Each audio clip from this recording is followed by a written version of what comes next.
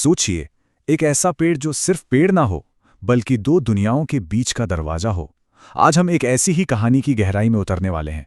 एक कहानी जिसमें जादू है, प्यार है और एक ऐसा धोखा जो दिल दहला दे। तो कहानी की शुरुआत होती है एक बहुत ही पुराने रहस्यमयी पेड़ से। अब वहां के लोग कहते थे कि ये कोई मामूली पेड़ नहीं है, ये तो अलग अलग दुनियाओं के बीच आने जाने का एक खुफिया रास्ता है, एक पोर्टल। तो चलिए अब इस रहस्यमयी जंगल में थोड़ा और अंदर चलते हैं और मिलते हैं अपनी कहानी के पहले किरदार से।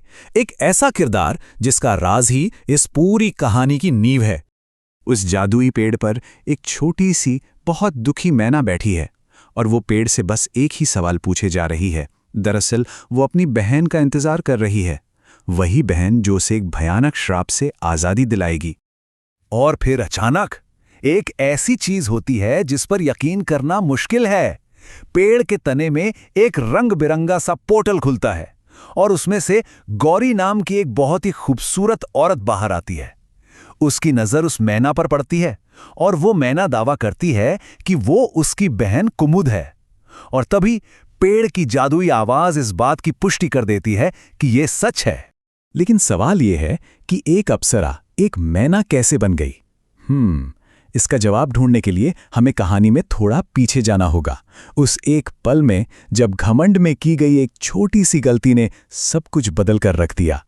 अब आगे बढ़ने से पहले ये जान लेते हैं कि आखिर ये अप्सरा होती कौन है। देखिए, अप्सरा एक दिव्य लोकी मतलब एक सेलेस्टियल बीइंग होती है जो अपनी बेहिसाब खूबसूरती और जादुई ताकतों के लिए जानी जाती है। तो मतलब कुमुद कोई मामूली हस्ती नहीं थी। अपने पतन से पहले वो बहुत शक्तिशाली थी। तो हुआ ये कि कुमुद अपनी क्यूरियोसिटी की वजह से एक मंत्र का इस्तेमाल करके धरती पर आ गई। यहां आकर उसने एक साधु को तपस्या करते देखा और उनका मजाक उड़ा दिया, जिससे उनकी सालों की तपस्या भंग हो गई। बस इसी अपमान से गुस्सा होकर साधु ने उसे श्राप दे दिया और बेचारी कुमुद हमेशा के लिए इंसानी दुनिया में फंस कर रह गई। तो अब कुमुद धरती पर फंस चुकी है। चलिए अब उसकी कहानी के अगले पड़ाव पर चलते हैं, जहां उसकी मुलाकात एक ऐसी चीज से होती है जो उसे प्यार जैसा लगता है। एकदम अकेली और खोई हुई कुमुद की मुलाकात होती है अर्जुन नाम के एक चरवाहे से। अर्जुन इतनी खूबसूरत बांसुरी बजा रहा था कि उसकी धुन सीधे कुमुद के दिल में उतर गई और वो देखते ही देखते उसके चार्म में पूरी तरह खो गई। पर अर्जुन जैसा दिख रहा था वैसा बिल्कुल नहीं था।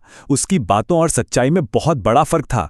उसने कहा कि वो एक सीधा साधा चरवाहा है, पर सच तो ये था कि वो एक दुष्ट तांत्रिक के लिए काम करता था। उसने बताया कि उसके माँ बाप गरीब किसान हैं, जबकि वो तो किराए पर लाए गए एक्टर थे।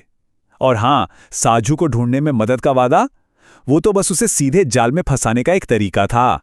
और इस सारे धोखे के पीछे का मास्टरमाइंड था वो तांत्रिक।